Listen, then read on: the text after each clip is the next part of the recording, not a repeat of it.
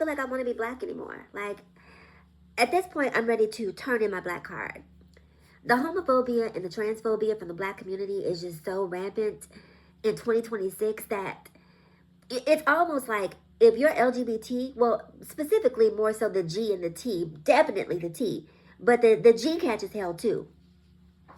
Like, you have to ask yourself, where do I fit in within a community that does not accept me? And the thing about me is that I'm not about forcing myself into spaces. I'm going to the bathroom. But outside of that, I'm not about forcing myself in spaces. If you don't want me there, then baby, I don't need to be there. It's really that simple. That goes for friends, that goes for families, that goes for work environments, what have you.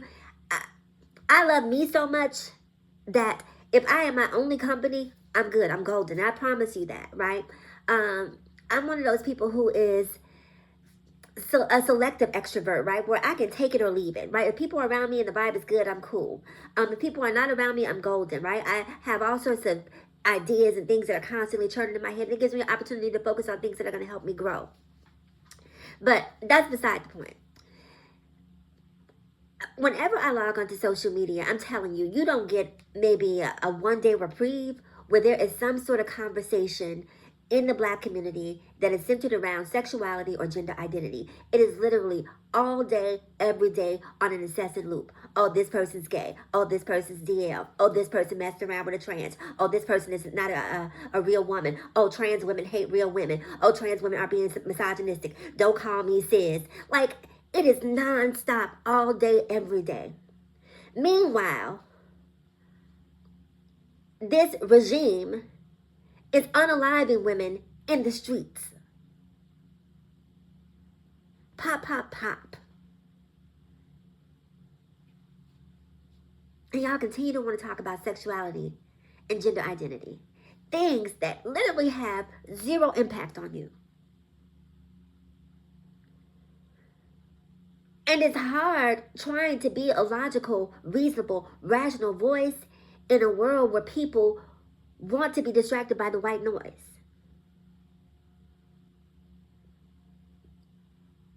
These titties ain't doing nothing to you, baby. These hips, I mean, they do a lot. They do a lot for me. But they're doing nothing for you. They're doing nothing to you. Why are you so invested in the way that I present? I do not, for the life of me, understand that. And it's become a problem for me with the black community because I don't even feel safe in black spaces, honestly. I was recently talking to my friend about moving to a new location. Now, this particular friend of mine loves a good black space, right? Black spaces, in all honesty, give me anxiety as a black trans woman. Predominantly black spaces where I should probably feel the most safe give me anxiety. It is a trigger for me because whatever PTSD has been imprinted on me, consciously or subconsciously, tells me that as a black trans woman, I'm not safe in black spaces. So I avoid them at all costs. I don't want to live in a black neighborhood. As much as I would love to patronize black businesses, if I see, a gaggle of blacks hanging outside of a business, I'm not going in there because it makes me feel unsafe. It makes me feel like I'm being scrutinized. It makes me feel like I'm putting myself in a situation where I may have to defend myself. I'm not afraid necessarily of the people. I'm afraid of what my response may be because I have zero tolerance. And my clapback game is strong. And I know a lot of people expect to be able to say what they want to say to you, but they're shocked when you say something back to them. And that's one of the reasons why you have this exchange between black women and black cis women and black trans women, where a lot of them will say that you're misogynist because you have a clapback at one. I watched several videos where black women will get online and say, black cis women are not jealous of trans women. And to me, I just think it's preposterous to make a broad sweeping assertion about something that you do not live, right? And I guess what I want to understand is, how are you defining jealousy? Because for me, jealousy is hate and jealousy are synonymous. They're one and the same. They're two sides of the same coin. If I am as a black trans woman, I'm just existing and minding my own business, living my life, and you see me engage in a conversation with a man, for a lot of cis women, and God forbid the man should be attractive. God forbid the man should look like he has some business about himself. Like, he is something worth having. And I, as a black trans woman, am talking to him. And a cis woman is watching this conversation or this exchange and does not even know the dynamics of this relationship. that's problematic for some of them. That's problematic for some of them. And by problematic, I mean it triggers something in them that makes them say, she's getting something that should technically belong to me, and she being the trans woman myself. And so it's just a lot, right? Like I said, I don't want to live in predominantly black neighborhoods.